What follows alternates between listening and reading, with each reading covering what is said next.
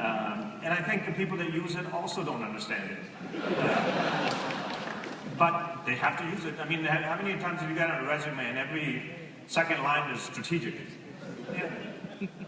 So we just did it differently. We said, no, just use common sense and just go. And do it now. You know, to give you examples, we don't have, our meetings last, most of the meetings last about a minute or two. Because most of the time, it's like a decision of saying, I'm on the roof, should I take the stairs or the fast way down? You know, it's really not a decision. And yet, they'll schedule a half hour, an hour meeting with 18 people. Should we jump off the roof or take the stairs? Most of the time, at least the people we have, would rather take the stairs. So we did really, really simple stuff. And our whole job is to make the business really simple. And, you know, it usually flies in the face of all experts. Experts do not like simple. So there's lots of stuff we did that was completely different. And it turned into, you know, one of the largest brands in the world. And then I thought, okay, this is really big and we're making, you know, ridiculous amounts of money. What do I do with this thing? So, actually what happened much later is that, you know, the Gates Foundation contacted me to be one of their giving pledge.org or something, whatever. So they said, write me a letter as to why are you giving away 90% of your money?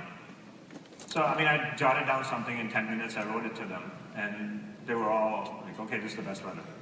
Because what I said was, I have two choices. You know, I can wreck my son's life, or I can give it away. So, do really stupid stuff, or do not stupid stuff, you know. So we kind of went this way and said, okay, let's not do dumb stuff. And really, it's when you have this, what else are you going to do? You know, somebody said to me one time, you know, money doesn't buy brains.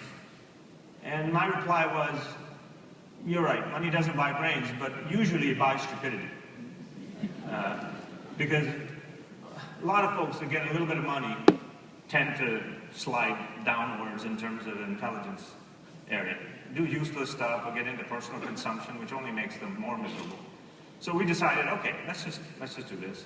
So today, we are the largest charity in India that nobody knows. We affect... The other guys are nice guys. I'm not saying that they're not nice guys, but they tend to do more announcements than they do work. You know, I have a simple benchmark, and I mean, people have, we don't have, you know, big fancy, how do you gauge whether you did well or not? We don't do that. I said, the only thing we look for is, how many people that are underprivileged did we significantly affect? That's it. Because you really don't know, sitting behind a desk in a fancy air-conditioned office, what they need out there. One guy, I remember, when I went to this meeting of these big shots, you know, billionaire types, and one guy says, well, how should we do this so that it's sustainable? So I got a little annoyed and I said, it's not about you. You know, it's about them. If you have a business, it's about the customer. In the same way, you go out to the field and you find out what do they need, and then do that. Don't sit here and say, okay, a guy's starving over there, I think you should get an education. You know, I'm going to be dead tomorrow, but great, I'll have an education. So people don't really understand what to do there. So what we did, I'll give you an example of something we could never have come up with. There's an area in Bengal area that it's on the river, and there's 150,000 people that live on the river. So we have several boats that are clinics, and they travel from village to village constantly and serve that community of 150,000. Now, who would have come up with that? I mean, you had to be out there and recognize the need and then do it. So what we did, because we really, you know, most things I really don't know what I'm doing. So in the same thing I realized in the charity that also I didn't know what I was doing. So I said, okay, if I don't know what I'm doing, why don't I find people who do know what they're doing? So what we do is we fund other charities that are good guys. So our job is we find guys that are doing really good work and say, we'll adopt you. You don't have to worry about funding from here on. We'll adopt you. And in India, there are amazingly good people. There are amazingly bad people there also. But there are really, really amazing people that sacrifice so much. Now all we do is say, okay, we'll adopt you. Sometimes they say, well, you know, we're running a school of the blind. Would you take it? And we're looking at it, are you kidding? We don't want it. We don't want this. You run it. We'll just support you. So that's the charity side of it. Some of the other projects I'm involved with are going to be some of the largest projects we believe in the world.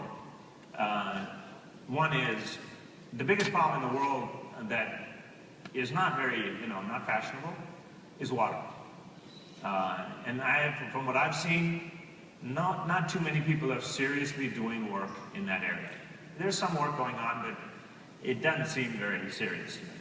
So we already have a working prototype to turn salt water into fresh water. That is going to, and I've put together a skunk works, sort of a group of people that actually make stuff. I hate to tell you, I'm sort of not much with engineers that sit in front of not the software guys, and that's fine. But in the mechanical and whatever, in that side, guys sit in front of computers and there's hundreds of them. One time we had a meeting with the automotive guys, and we were involved in this project. And I said, look, guys, I don't get it. You have 6,000 engineers, and I open the hood next year, and it looks the same. What'd you do? So, to me it was, okay, do something. Make something. Make something better. Make something useful. So what we've done is we have also launched